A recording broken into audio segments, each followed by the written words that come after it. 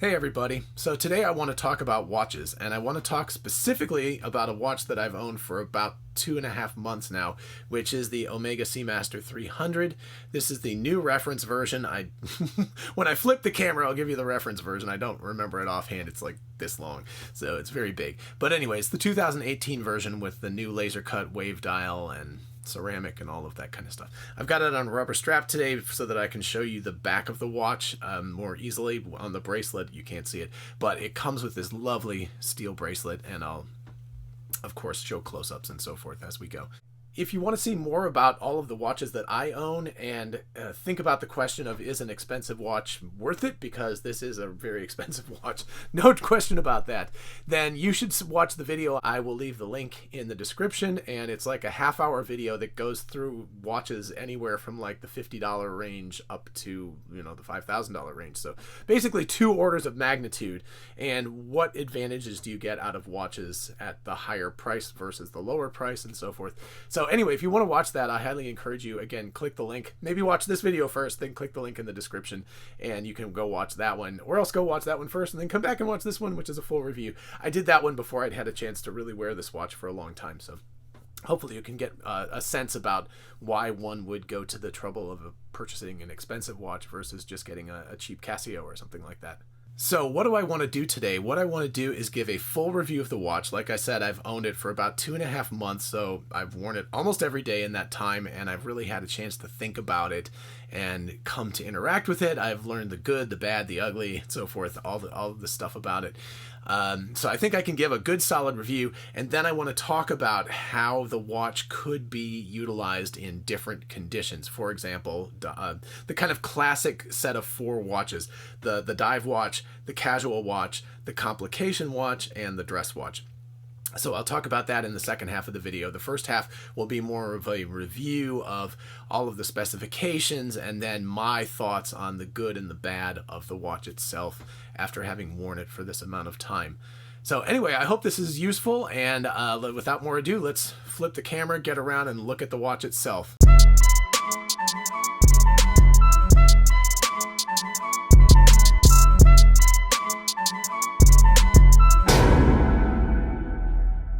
All right, so let's take a look at this Omega Seamaster 300. First, I suppose I should do a quick wristwatch check. I'm not wearing the Omega Seamaster because I'm reviewing it. I'm wearing a Zelos Swordfish, which I will actually use. This is on a leather strap. I'll use that as a kind of a reference at some points for how the Seamaster is a little bit different, since they're both ostensibly diver watches. Okay, the first thing we'll do is we'll go over the specs on this guy. The first one is the reference number, and I don't know what's up with Omega and their reference numbers, but it's 210.30.42.20.01.001. That's a mouthful. So anyway, I'll put all this information in the description so that you can just check it really quickly. Also, forgive my puppy. We have a new puppy in the house, so if she's yawning and making noise, forgive that during the review. Okay, so in terms of what makes up this watch, there you can see it's a caliber 8800, which is a free-sprung coaxial movement, completely in-house design. There's a 3/4 bridge there, and you can see the balance bridge right there. It has 2 certifications. It has COSC certification, which is common for Swiss watches, and it also has METAS certification, which is something that Omega has sort of cooked up with the meteorology standards. I can't remember what it's called in French, but something in French that has to do with meteorology, and they basically have their own standards, which has a lot to do with the Master Chronometer certification down there. You can see, if we look at it again, I'll throw in some really close-up macro shots so you can see this. This is currently on a rubber strap, which is not an Omega strap. The reason why is because I wanted to be able to show off this lovely back, which is a sapphire-coated crystal. Excuse me, it's a sapphire crystal. The front has anti-reflective coating. I don't believe the back does, but anyway, so that you can see the lovely movement underneath it, and also some specifications. This is a 300-meter diver, which actually means that for the certification testing, it was tested to 375 meters. This individual watch was, so every single watch was tested. I'll get into that in just a minute. This was also tested for Master Chronometer certification, which again is down there. You can see There's a master chronometer certification, which means it had to be between 0 and plus 5 seconds per day. This individual watch tested to 3.5 seconds per day, and damn if that's not accurate. That's exactly what it runs at pretty much every day. This movement also features completely amagnetic materials, which means that the balance spring is silicon, and the other components that are critical to the timekeeping are also amagnetic, up to 15,000 Gauss, which apparently is somewhere around the magnetic field of an MRI machine. So you should pretty much never have to worry about your watch being magnetized or anything like that. The watch is automatic, hacking, and hand winding, so that's just kind of good basic stuff. It is also a coaxial movement, which is completely unique to Omega. Watchmaker George Daniels in the 1970s came up with the idea for a different type of movement as opposed to the traditional Swiss lever escapement movement, and he worked on that for years, and Omega ended up continuing the work, and they have obviously commercially produced this product, which is pretty fantastic. So it's an entirely different and more long-lasting movement than traditional movements are. Also, all aspects of this watch are tested individually, and interestingly enough, you can put in the serial number of the watch and you can actually find out what your watch did in terms of testing, which is pretty cool. That's kind of fun stuff to have with the modern world. Okay, as for the dimensions and so forth, the width is 42 millimeters, or the diameter if you want to put it that way. The lug to lug, which is these two guys here, is 47 millimeters.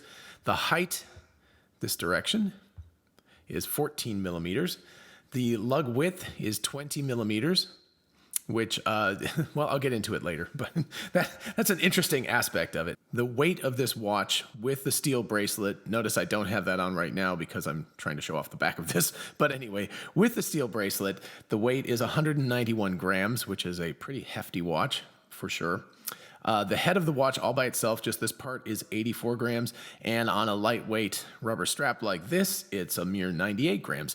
So actually the steel bracelet makes it a substantially heavier watch. So if you want just a light watch that, you know, is easy to move around and so forth, this is definitely it. Although it does tend to weigh a little bit more on the head if it's got a lighter bracelet like this, but it's really not that big a deal. It feels very comfortable in any case. This watch, on the other hand, is a little bit more hefty, and it definitely feels a little top heavy sometimes. So just as a comparison. All right, again, the case back here is a clear sapphire, which shows the movement off. Unfortunately, because of the 3/4 backplate here, you can't really see that much. You can see the bridge and you can see the movement, which is very cool. And of course, you can see how pretty the finishing is. It's very, very beautiful finishing on it. So that's nice. The bracelet and the case are both stainless steel, 316L maybe, I don't know. Don't know which kind it is, but it's definitely a stainless steel, so it should, you know, it could get scratched up over time, but it will definitely not lose its luster or get tarnished or anything like that, so that's lovely. The face is a zirconium dioxide, which is a type of ceramic, and it's very difficult to see indoors. You can kind of see the wave pattern and so forth, but outside in the sunlight, it is just smashing. I mean, it's it's one of those things. I look at my watch outside and I kind of want to stop on the street and just kind of stare at it, and it's very embarrassing, actually. It's a little bit weird and funky. But anyway, I'll put in some shots of it outdoors. It's very, very beautiful. There are many other colors to this watch. This is a black on black, of course. You can get a blue color, which is beautiful. You can get a gray. Gosh, there's precious metals. There's all sorts of things. So you can look on Omega's website if you want to like get a rundown of different types of models of this. But, you know, again, generally speaking, they're all the same basic idea. They just have different either face and bezel colors or even potentially precious metals and so forth that they're made out of. The bezel is a ceramic, and I believe this is now an enamel. This is the 2018 model. The older model had liquid metal in here for the new numbers and for the little marks, but I believe this is now a white-ish enamel. So it's a slightly different look. It's very, very pretty. It's absolutely beautiful. It should be completely robust and should last forever, essentially. The crystal is a very, very slightly domed sapphire crystal with anti-reflective coating inside and out, which is lovely. And of course, it's a dive watch. It has a screw down crown, which hacks and hand winds and so forth. It has a date complication at the 6 o'clock position. I really appreciate the 6 o'clock position. It's very balanced and so forth. Obviously has a helium escape valve, which is a divisive item for many, many people with this particular watch. It also has a unidirectional 120 click rotating bezel, so you can actually turn it. Notice the different kind of grip. It's not the standard coin edge that you would see with most things. Again, just as a comparison, this guy has more of a, it's not really coin edge, but it has more of a side grip, so you would pick it up. This is much, much harder to spin, this one. So there you go. This one has a really nice movement and so forth. But anyway, but it doesn't have the hard grippy stuff that you would get on the edge. Okay, it also has a power reserve of 55 hours, which was tested when it was certified, and I recently tested it too. I left it alone for about 50 hours, and it was still running perfectly fine, so there you go. And of course, it has a depth rating, since it's a dive watch, of 300 meters, which means that this individual watch was tested to 25% more than that, which is about 375 meters. So it's a big honker of a watch. It can take much more depth than human beings can take, so there you go. Okay, on to the good and the bad on this watch. We will start with the good. The movement is really fantastic. If you're a watch geek, you're going to completely geek out about the movement, but even if you're not, you basically don't have to service this, at least 10 years before you have to service it. So that's a fantastic thing.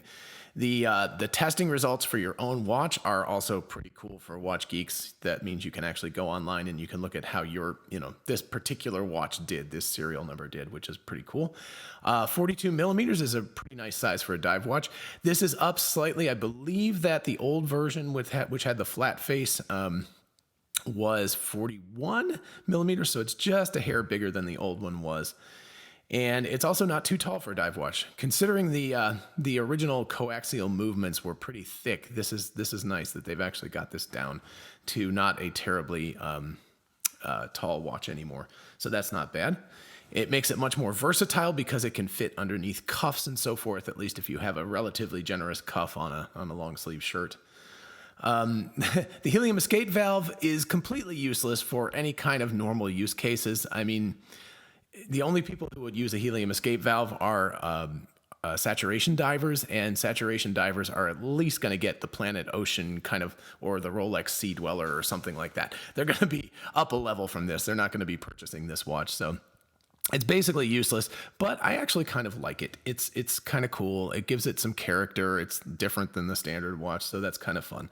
And, I guess it's a conversation starter if you want to talk to anybody about that. On to the face. The face is, again, it just doesn't show it well enough in this kind of light, but you can start to see, I mean, look at that face. It's absolutely beautiful. Again, it's a ceramic material. It's very, very, ZrO2 is like very, very finely printed on there in dark, which I believe is zirconium dioxide. And it's just beautiful. It has such a luster. It stops me dead on the street between that and the hands and so forth. I just think it's fantastic. The laser cut waves, you kind of, again, you may not be able to get quite the impression of it on a video, but in person, they are just stunning. It's just beautiful. I love the positioning of the date window down here. I'll return to that in a moment because there are some negatives to that too, but the position is very balanced with the double battens at the top, which is quite beautiful. And also the shape of the markers around the dial, very, very attractive. It looks beautiful. And also the red, the subtle touch of red on the Seamaster and also on the second hand at the extension of it is quite beautiful. It adds a really lovely touch and just a little bit of color. And you notice that this is an inexpensive watch band, but I got it with red stitching because I thought that was really cool to have it kind of match the little touches, the accents on the watch itself. The hands. So I wasn't convinced by the hands at first about the skeletonized hands, but actually I've owned this watch for about 2.5 months now, and I really actually have come to like it. There's kind of a negative space aspect to it, and you can sort of see through them. And also there's a lot of attention to detail. If you notice, as the second hand goes around, it just kisses, see that, the hour hand? And now as it comes around, the on this will also just kiss the triangle. So you can see that a lot of attention was given over to exactly how these elements interact. So watch this, it goes around and it just kisses the triangle as it goes around. So that's super cool. Also love the fact that this is a triangle and this is a triangle, so that the pip, the marker, the registration marker, and the minute hand, which are the most important things for diving, have kind of a matching geometry to them, so that you've got the triangles. It also sets it apart from the second hand and the hour hand, which are both circles on the end. So you can really easily see it. So I've actually really come to appreciate and enjoy the seconds and hour hands and so forth. It's very distinct even in the dark. The loom on the face and the loom on the hands are quite beautiful. There's kind of this pale blue-white color, except for the minute hand and the pip. The registration pip, both of those are kind of a greenish color, so it sets them off again so that there's this kind of subtle differentiation. I'm going to get back to this pip on the bad, so hold on to that thought for a moment.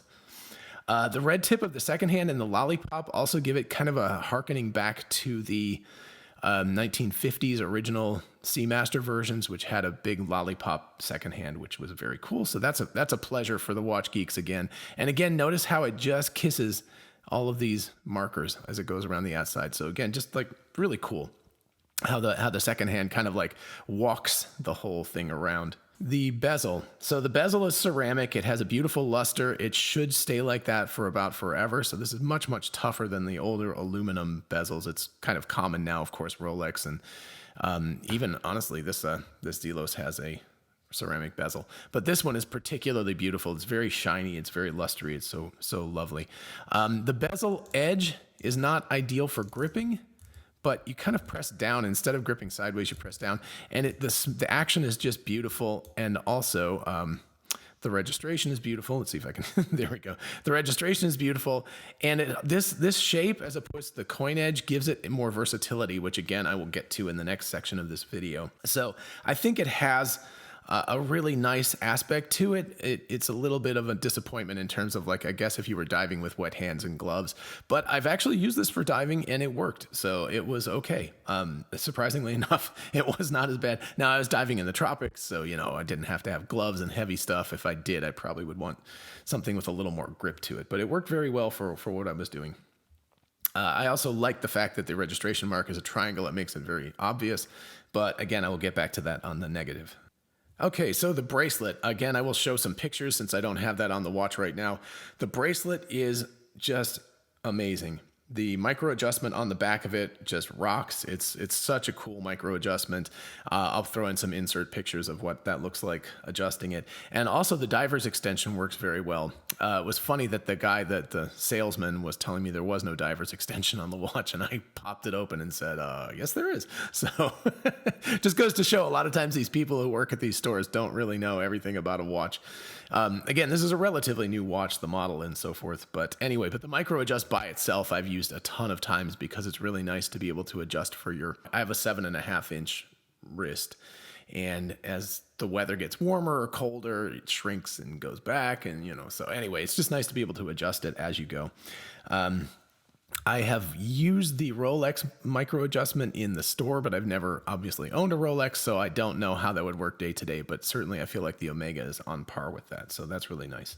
The styling of the bracelet, while it's similar to the original GoldenEye, James Bond, Pierce Brosnan version from the early 90s, it is more of a hard edge. The polishing is not quite as rounded and so forth, so it gives it a much more modern look. It's amazing how subtle the difference is between the two bracelets, but this modern bracelet looks modern and the old one looks like 25 years old. It looks like a kind of a vintagey look from the 90s, and so I really, really prefer the harder edge of the Jubilee bracelet. It's kind of a nice, I guess it's Jubilee. I don't know.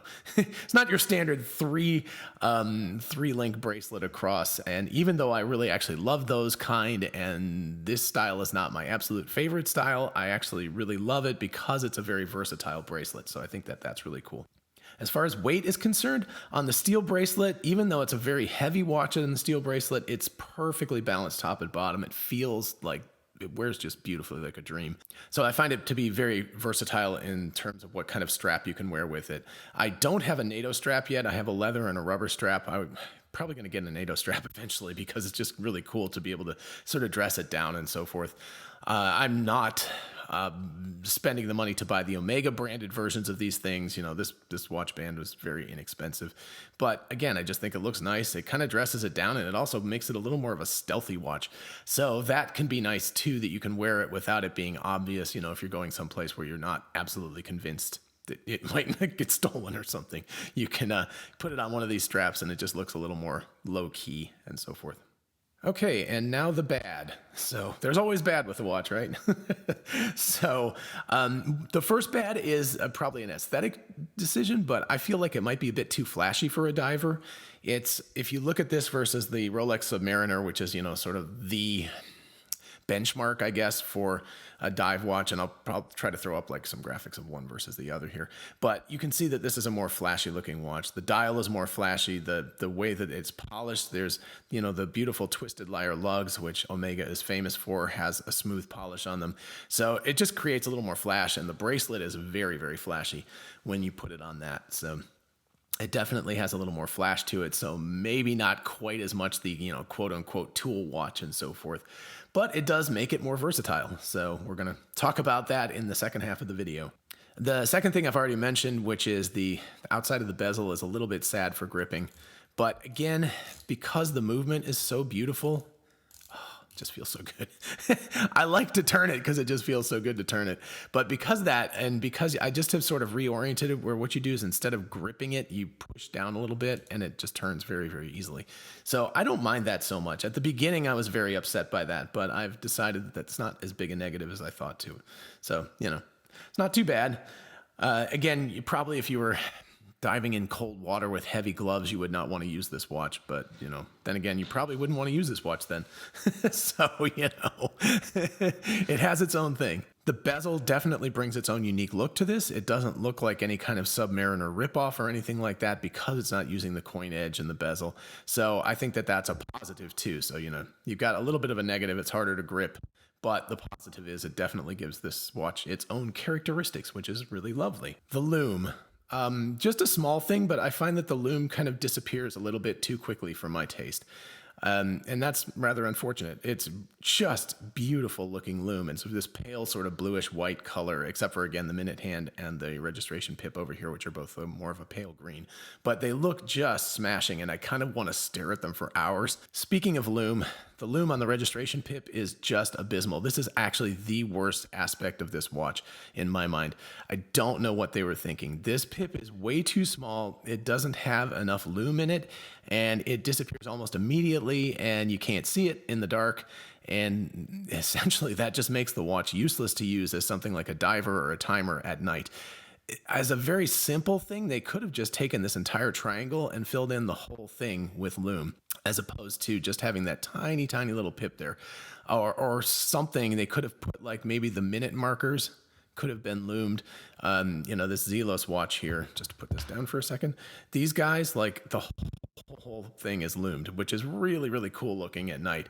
And so it's kind of sad. For aesthetic reasons and for longevity reasons and so forth, I can understand them not doing this, but there is no excuse for not getting this pip better. It's just abysmal. And honestly, it's the only reason why I would even think about selling this watch and getting something else was because of this pip. It's just that bad. And I don't know, maybe that's just me. Maybe it's the way I use it. Maybe it's because I'm imagining going from blackwater diving somewhere or something like that. But that really, really bugs me. Okay, another thing that's a problematic area is I love the fact that the date window's at 6 o'clock, and I understand why they made it this size because it matches the marker size, but it's too bloody small. It's very, very difficult to read this in low light. It's easy enough in the sun, no problem, but in low light, or if you're at a weird angle like this, it's just hard to see. And especially as you get up into the 20s, like 25 or something like that, that's a lot of information to put in this tiny little window. When it's just one digit, when it's like an 8 or something, it's pretty easy to see, but 2 digits is very, very difficult. I think one solution obviously would have been to make this bigger. Ironically, I think a Cyclops like Rolex has would actually be really, really useful on this watch, but I really hate Cyclopses, so Don't do that, Omega. You could have made this bigger. Another option would have honestly been to loom these numbers, right? Just a little bit of loom on them would have meant, like, if you kind of cover it up like that, that you would be able to see the numbers kind of glowing, which would be super cool. And how unique would that be to have a glowing date? That would be awesome. So next round, Omega, you should do that for sure. And finally on this, the positioning of the crowns. I find it annoying that they're offset like this. I wish that, if they're going to have the helium escape valve, which again, I don't mind that much, why would they not have put the screw down crown, the main crown, at 4 o'clock here, right? So it's split across this. That would have looked really, really cool. It also would take the crown out of the way of your wrists so that it wouldn't potentially hit your wrists, which would also be cool. I don't know. I think that because they make a chronograph version also, that they have, the pushers, the start, stop, and reset pushers, like on the Speedmaster or something like that. Perhaps because they make that, they've decided that they don't really want to move the crown for this model and put it back in the middle for the others. But I do find it a little unfortunate that they're not somehow more symmetrical, considering especially that the date and the double battens window were made symmetrical. But, my thoughts, who knows? They had their own reasons, I'm sure. Speaking of the chronograph version, there is a beautiful kind of rose gold version. I'll throw up a picture of it online, but man, that's a pretty looking watch. It's a little bit more busy, but I would take that watch in a heartbeat. All right, on to answering the question of the day. Is this the one watch to rule them all? And what I mean by that is this watch so versatile that you could have this as your only watch in your collection? So you just would have a one watch collection, just the Omega Seamaster, and that would do everything you needed, and it would cover all of the basics that most people would have in their watch collection. So I think that's an interesting question. So let's just consider this versus, again, the Zelos Swordfish. This is lovely. It's in bronze, and you can see that it's got like a patina on it and so forth. This isn't that old, actually. It's just got a nice patina, so it's very lovely. But this is a pretty thick watch. This is it's tool-like. It's very solid. Excellent dive watch, in terms of the look and so forth, but not very versatile. You can't wear this to like some sort of fancy formal event. That just doesn't look right at all. So it's not like that. So let's think about this for the kind of classic categories. There's the dive watch, number one, and that's what this ostensibly is. So you've got that. There's the casual watch, which is kind of the everyday beater watch. There's the complication watch, and there's the dress watch. Those are kind of the 4 big categories of watches. So let's look at this and think about how this works for each one of these. Okay, so compare this to a Rolex Submariner, which would be the kind of, again, the benchmark of this category. The Submariner is much less dressy looking. It's much more restricted in terms of its styling, but it probably makes a better dive watch, better tool watch looking watch. This is great as a diver, but it's a little on the flashy side. And it's also, they've sacrificed usability in terms of the bezel and rotation and so forth for the kind of look of it, right? So again, this is not quite as easy to grip as it could be. Again, it's not as bad as I thought it was going to be, and I've grown to like it a lot, but it's not quite as tool watch as it could be. And then, again, the big problem, this guy right here, this pip. Like, what the hell were they thinking? That is abysmal. It's just so bad. And the loom on it is so bad. In the daylight hours, perfectly fine. No sweat at all. But at night, it's just not very useful. So a good diver, a solid diver. I've worn it diving. It works perfectly well as a backup to my computer. All great, but it's not the perfect diver. Okay, on to the casual watch. So again, it's a bit flashy for a casual watch, but with a strap like this, or man, especially a NATO strap or something, I think this actually does pretty well as a casual watch.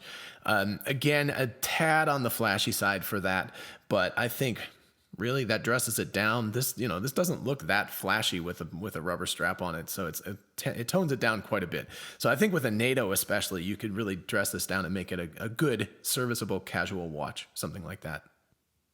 All right, complication watch. So that is usually something like a chronograph, a stopwatch, something like that. So you might think to yourself, well, heck, this can't possibly do that. But, again, it's got a date complication in it, which something like the Rolex Submariner no date does not have. So that's a good complication. And it also has a bezel, which I not only think could be useful, but actually have used. You're not going to time it down to the second or something, but if you need to, I don't know, boil your eggs for 5 minutes or something, right? You can easily set this guy and then look back at it, and at 5 minutes, it's been 5 minutes. Now, again, it's not going to be down to the second accurate, but that's not a bad complication for this watch. So again, yeah, it's not too bad, right? So you could also get a chronograph version of this watch if you so want, right? And that has 2 dials here. Again, I'll put a close-up of another version of it somewhere. That makes it a busier face, and I would say it makes it a little bit less dive watch-y, but it certainly ups the complication factor, so you can definitely have a complication version of this watch. Now, it is going to cost you more money too, especially if you get that beautiful rose gold version, which if somebody wants to buy me that as a present someday, I will take it. It's quite lovely. But anyway, I think it even as this, it works pretty well as a complication watch, but certainly if you get like the chronograph version, it definitely does that for it. And finally, is this a dress watch? That's an interesting question. It seems like the biggest stretch for this kind of watch because this is a tool watch. It's more of a sporty watch. It's made out of stainless steel and not any kind of precious metals. But I actually think it does pretty well as a dress watch. Again, it's not the thinnest movement in the world, but it's not that thick. At 14 millimeters, it's not that thick. It's got brushed polishing, but it also has a lot of smooth polishing. And the bezel is very flashy, but it doesn't have too much on it, right? One of the big things about a dress watch is kind of minimalism. So it's got this kind of flash, it's got this heft, but it's also sort of minimal looking. Maybe you would prefer the one before this version that had the flat dial, but honestly, when I was purchasing this watch, I looked at the previous version. It was substantially less money, but I couldn't even begin to think about buying the other version with this. The two of them side by side, this dial is just, the face is so much better. It's just beautiful looking. Anyway, so, a bit flashy, but I'll show you a picture of this on an alligator leather strap that I have, and I think it looks really nice. One problem with it is it's 42 millimeters, which makes it kind of big and a little unwieldy looking on the wrist. So the watch itself is quite lovely, but the thinness of the strap against the watch head underneath a cuff makes it look a little like a big head or something. It's like a bobblehead. It's just a tad, like if this was like 40 millimeters and was exactly the same and still had the 20 millimeter lug width, it would be beautiful. Or alternatively, if they'd made this 22 millimeters instead, just a little bit bigger strap, so it was a little more substantial on it, it would have worked better. Again, I don't know, how do you do that with this twisted lyre lugs? Because that's an Omega trademark. So they got themselves kind of stuck in terms of how big it could be. But I do think that either shrinking this down by 2 millimeters or increasing this by 2 millimeters, the lug width and having a larger strap would have made it almost a perfect dress watch. It would be really lovely. Certainly nowadays, you don't need precious metals for a dress watch anymore. A stainless steel dress watch is very much fine. And that's all very cool. So anyway, it works, because of the thickness, it works with a generous cuff. It works great, especially with like a short sleeve or underneath a suit jacket or something like that. It's very, very pretty in that terms. So my verdict, I think that weirdly enough, this watch does nothing perfectly. Even as a diver, it's not a perfect diver watch by any means, but it does all aspects of all watches pretty well. It does a diver pretty well. It does a casual pretty well.